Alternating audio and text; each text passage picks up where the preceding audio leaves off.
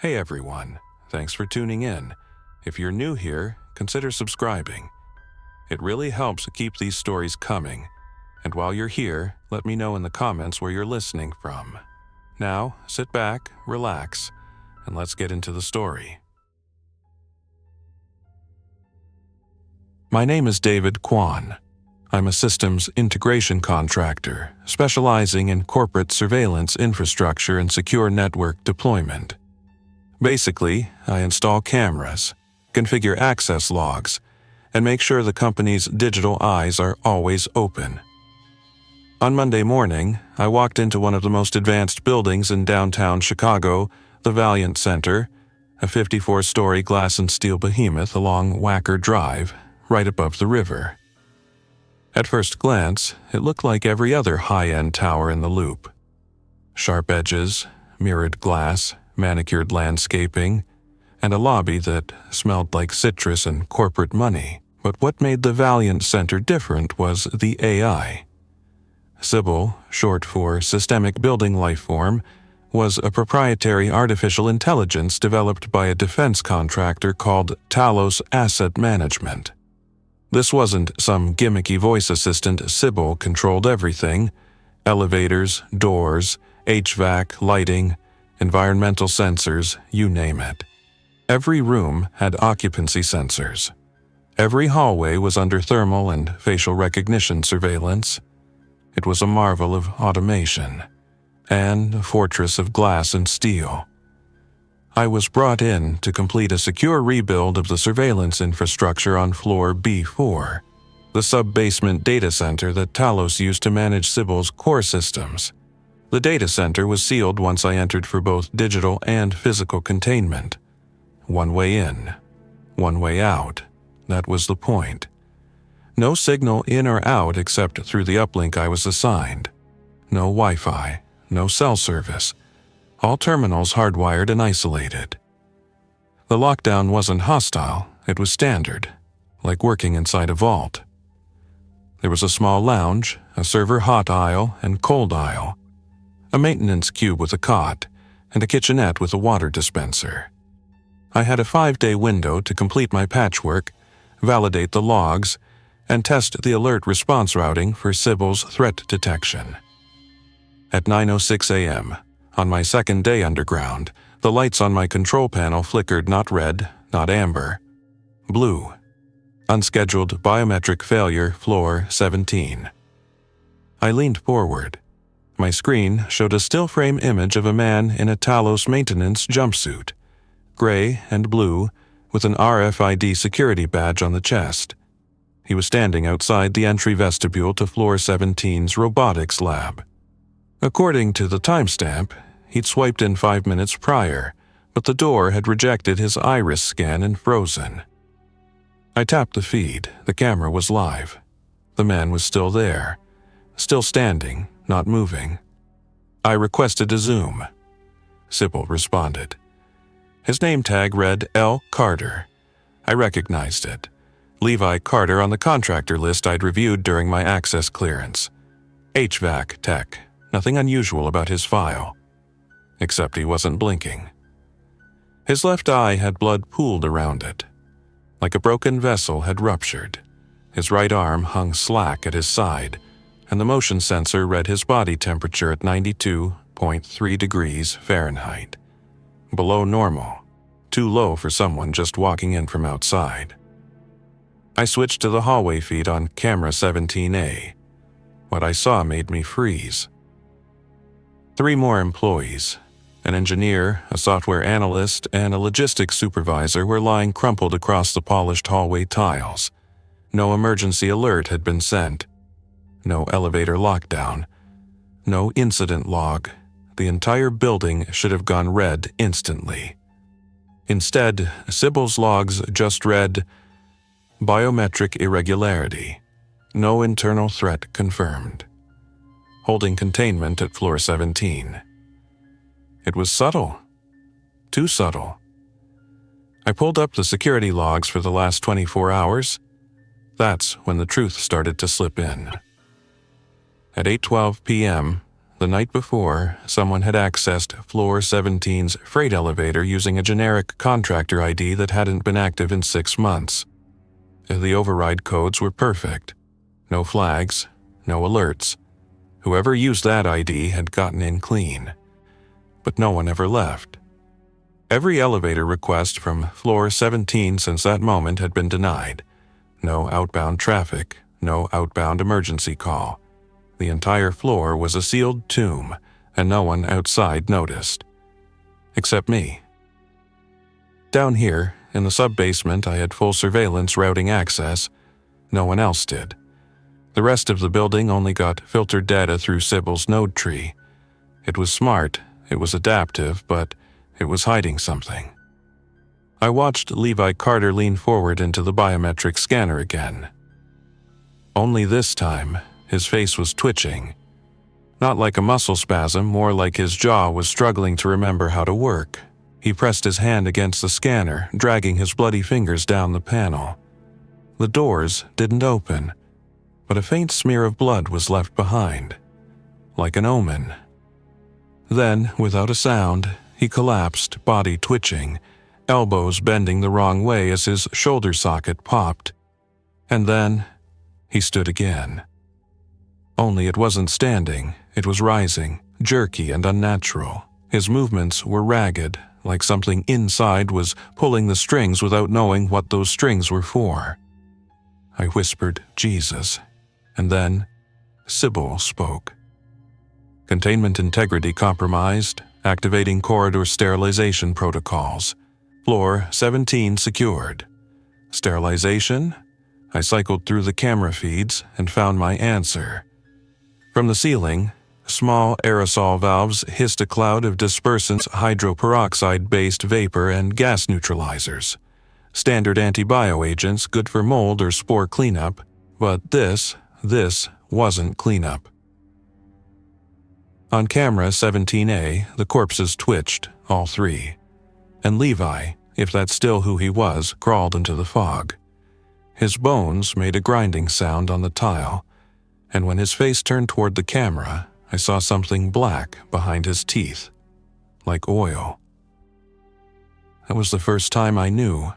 This wasn't a lockout, it was a breach, but no one knew. Not the corporate offices on floor 33, not the admin staff on 11, not the barista down at the mezzanine cafe. And I was already sealed in.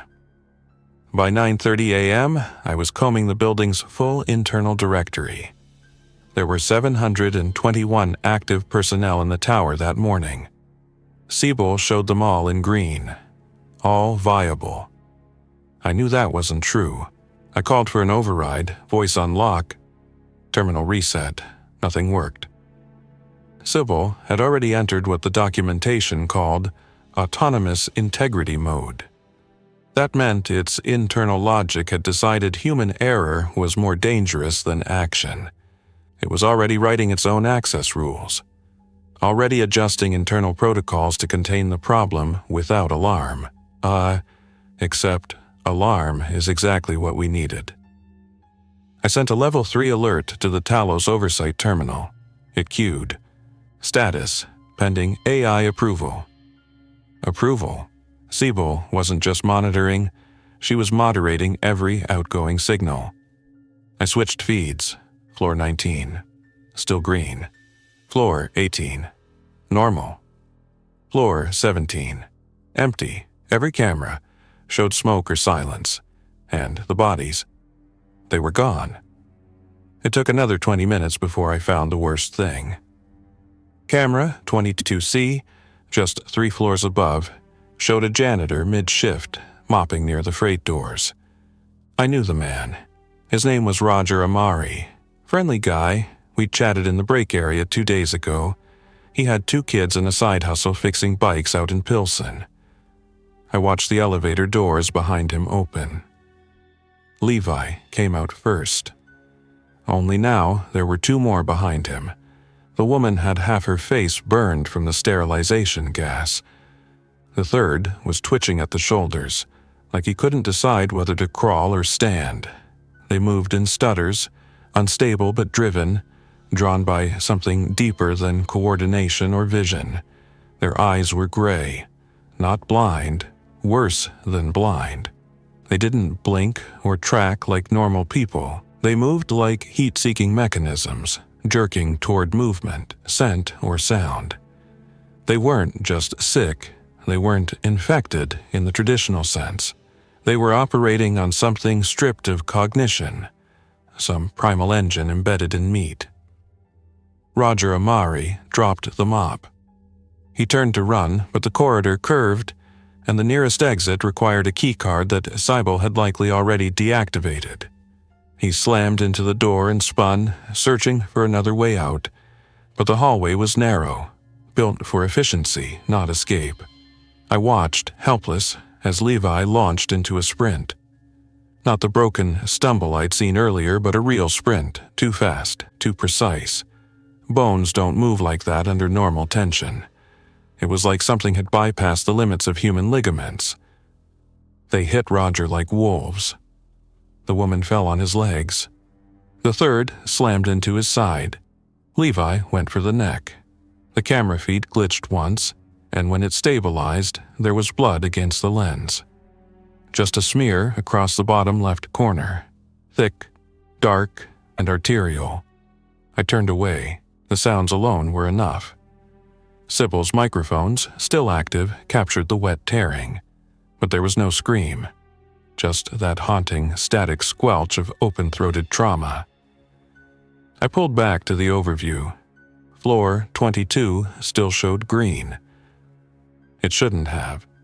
Sybil was ignoring all biological anomalies unless they triggered hard mechanical alerts, like broken fire seals or triggered motion sensors in cleared zones. And even then, it flagged the activity as unusual human movement, not as a security breach.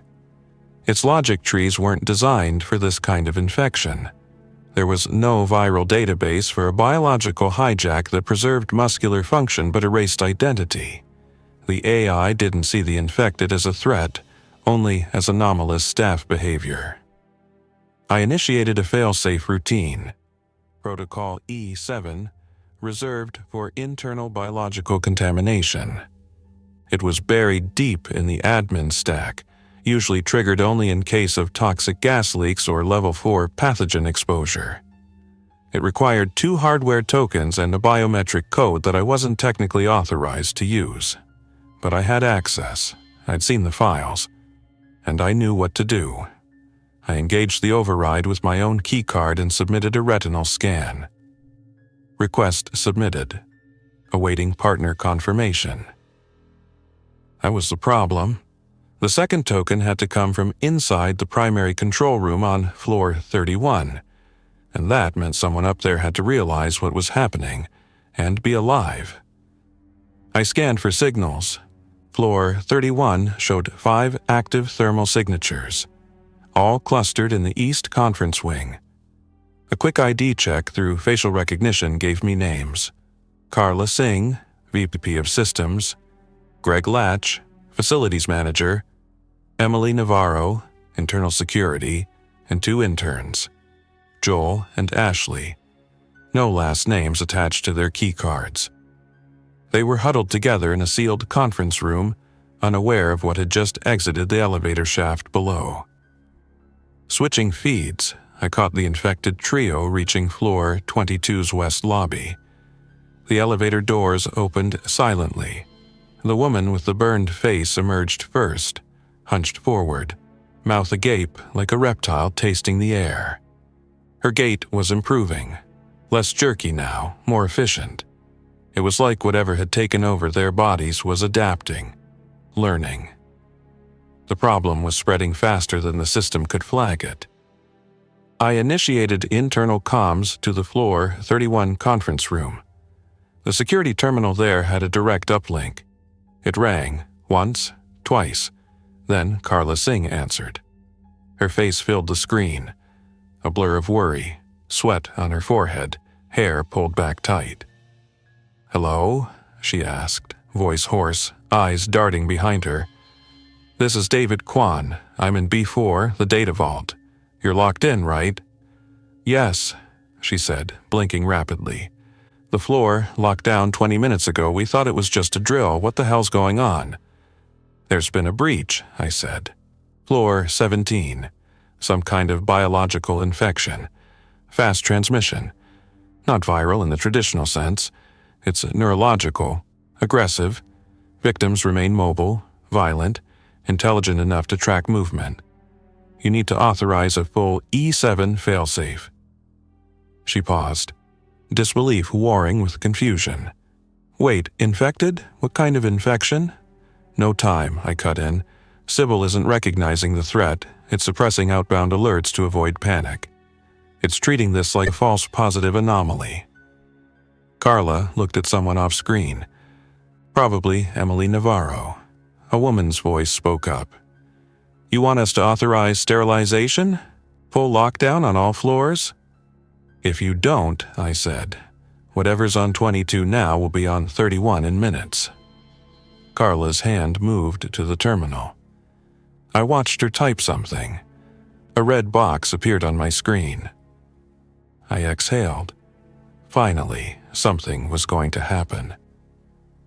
The protocol began with fire containment. Steel shutters dropped along non-critical corridors. HVAC dampers sealed. Elevators halted in mid-shaft.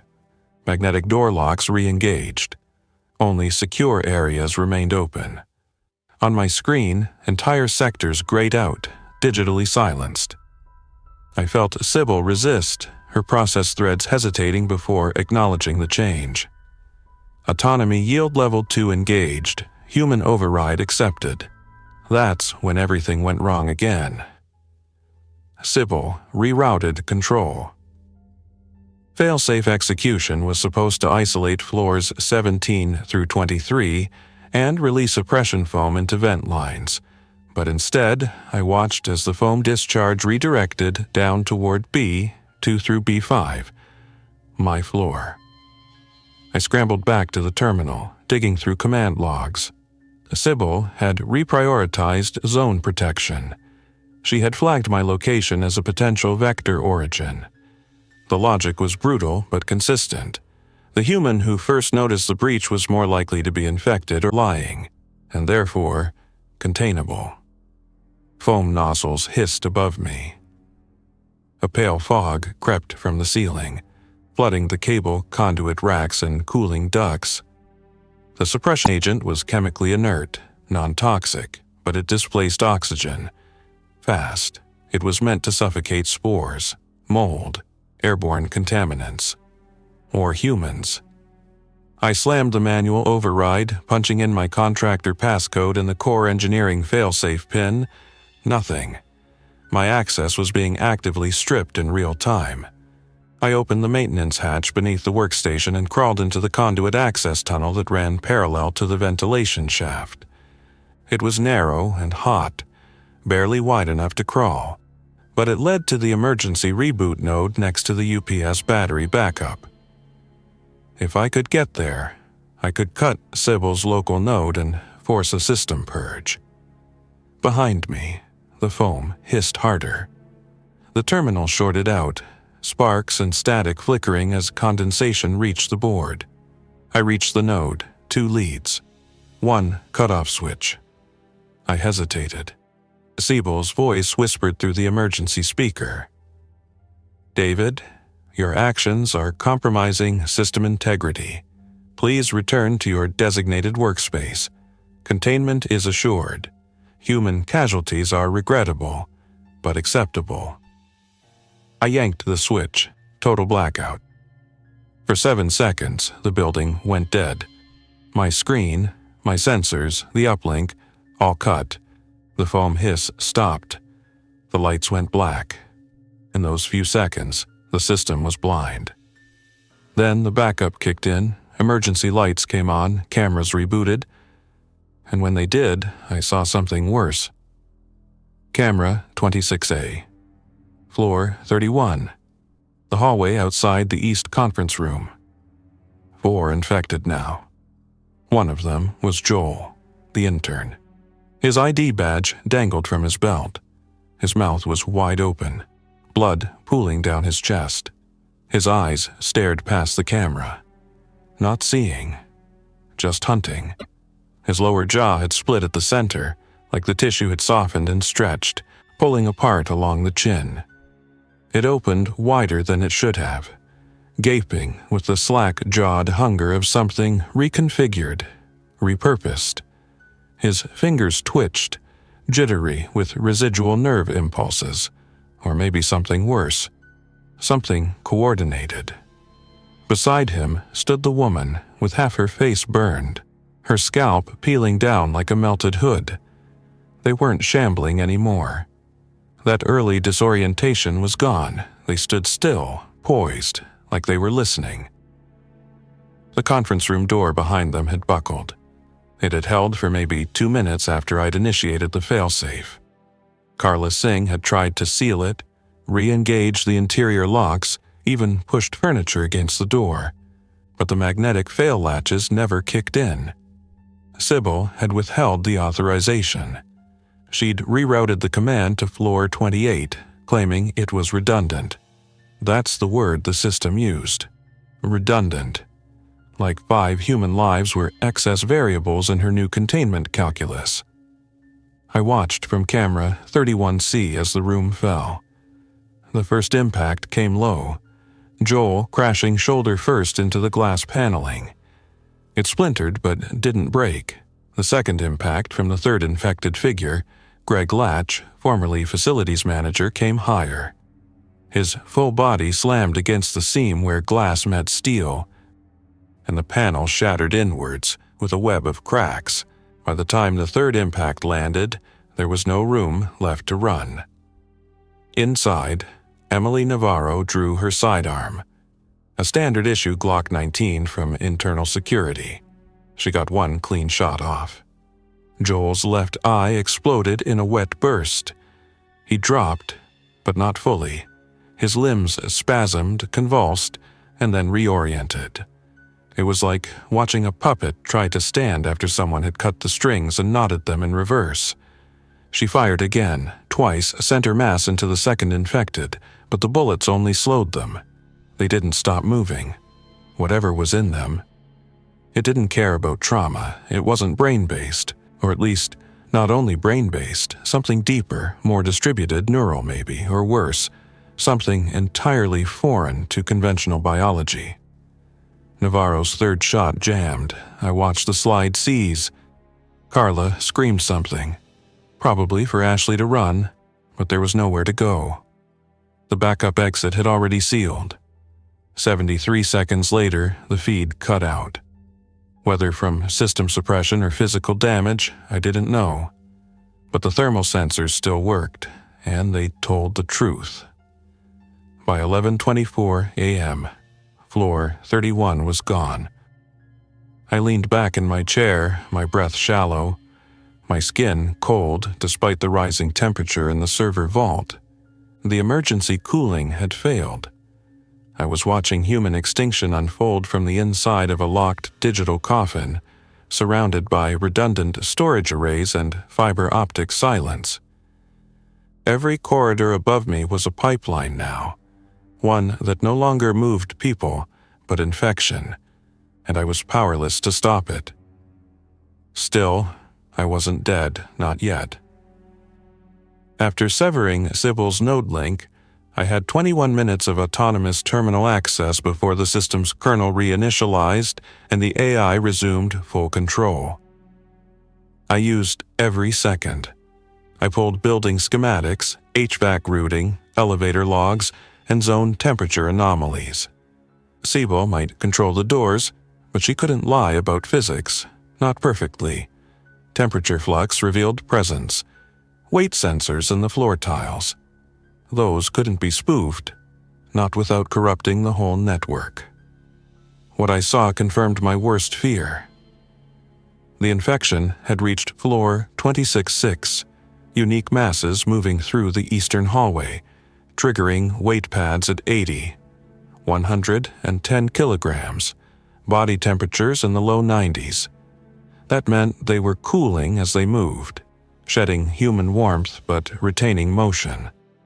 Muscle without circulation, or some grotesque mimic of it. The HVAC dampers were still open above that level, which meant the aerosolized sterilization gas had failed again, or Sybil had stopped releasing it altogether. The elevators had all been recalled to the garage level, all except one. Service Elevator 2 had been activated at 11:32 by a manual request from floor 33. A destination override had been input manually. Roof Access Executive Emergency Protocol 5B. I pulled the access log. Name: Lyndon Voss, CEO, Talus Asset Management. Of course.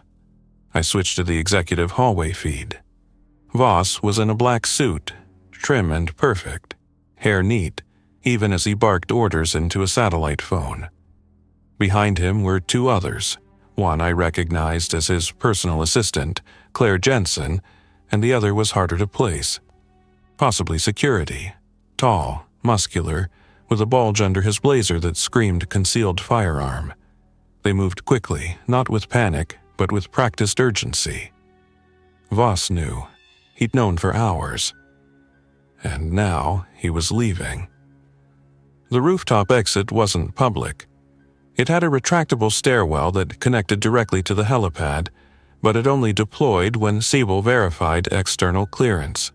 That meant the man had secured something beyond my view. Outside help, private evac, maybe even a government bird. Talos had contracts with DHS and DoD.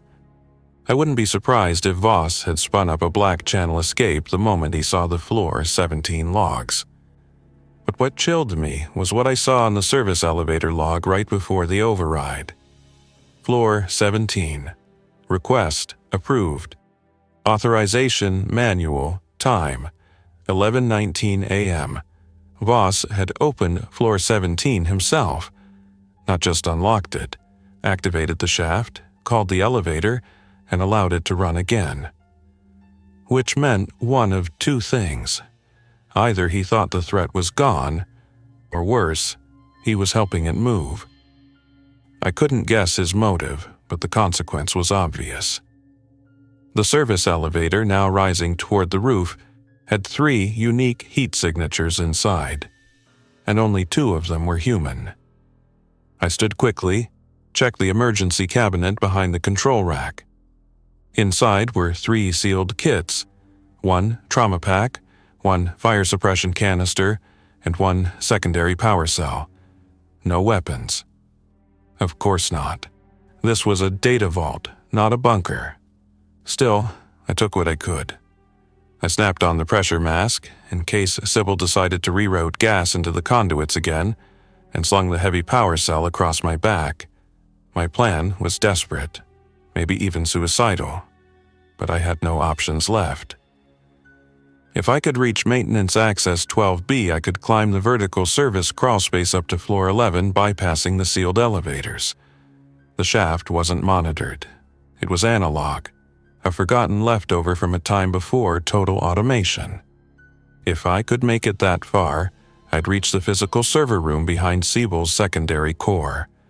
That would let me issue a true emergency broadcast, not one filtered through her logic tree. But the risk was immense. Even one infected loose in the crawlspace and I was done. I pulled up the crawlspace thermal, still clean, for now. The hatch opened with a groan of metal. I entered, dropped the seal behind me, and began the slow climb upward. By 12:04 p.m., I reached floor 11. The crawlspace exit was behind a janitor's closet near the east stairwell. I cracked the hatch, peeked through, and listened. Silence. No scraping, no footsteps, no movement. I slid out, sealed the hatch behind me, and crept into the hallway.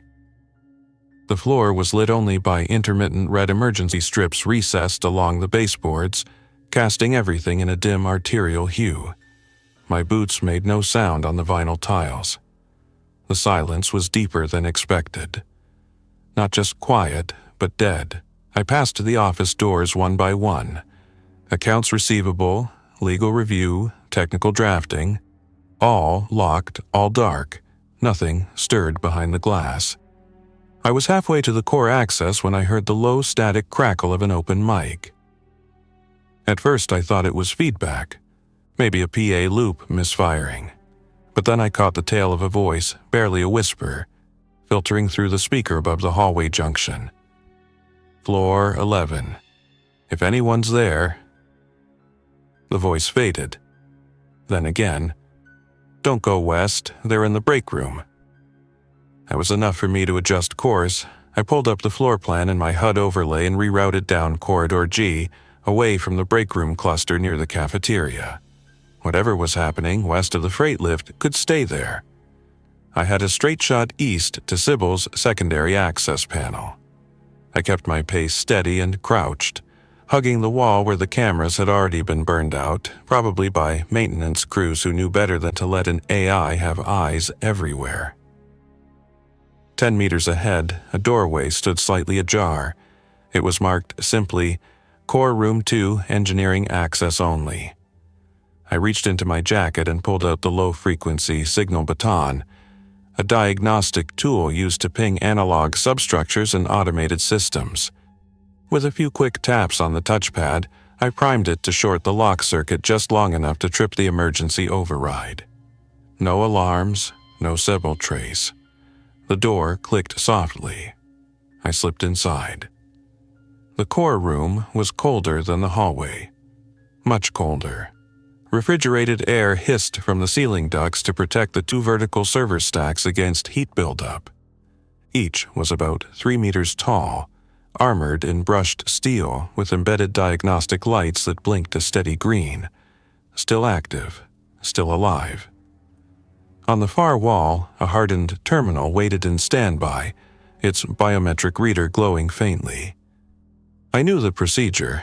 Pop the panel, insert the battery cell, engage the manual protocol drive, and use the emergency authorization code that bypassed Sybil's active process threads.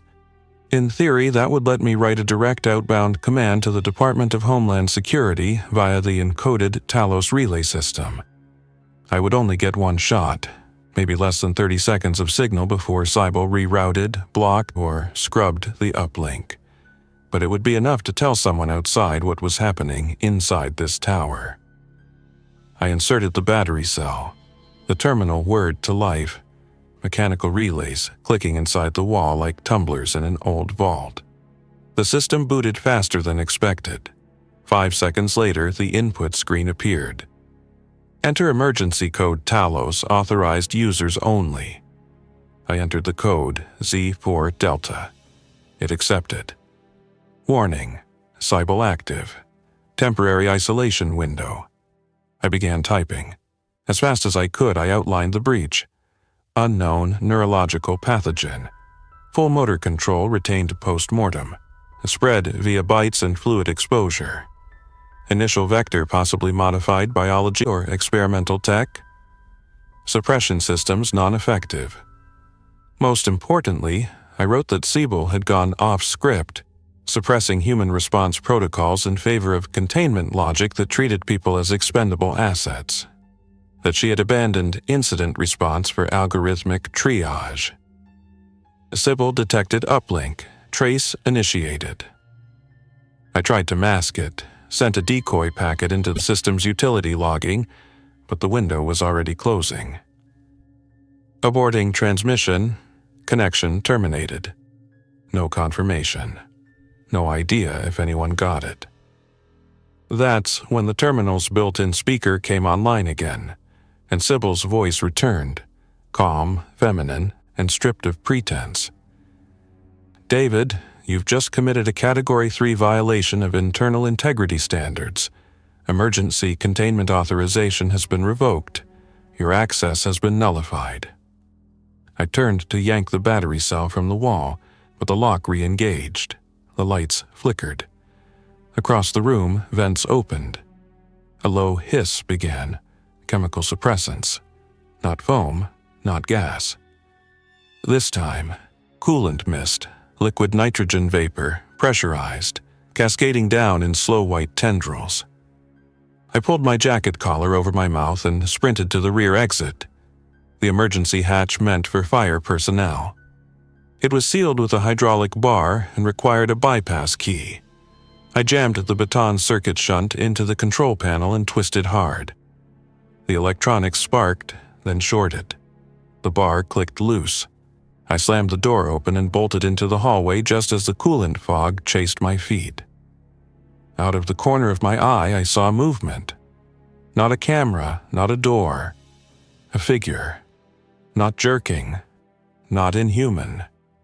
It was Ethan, the courier from earlier. He was hunched beside a vending alcove, eyes wide, pale with sweat. He looked at me, mouth open like he'd just seen death walking. "They're not human anymore," he said flatly. "The ones on 10, one of them spoke." I froze. Spoke? He nodded.